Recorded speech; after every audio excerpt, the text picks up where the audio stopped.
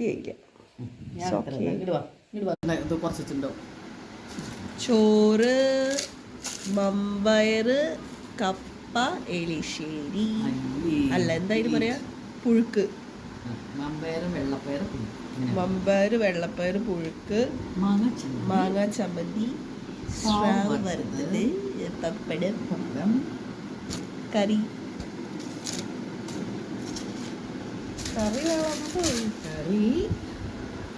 ഉണക്കമീൻ ചാറ്, ഉണക്കമീൻ തേങ്ങ അരച്ച കറി.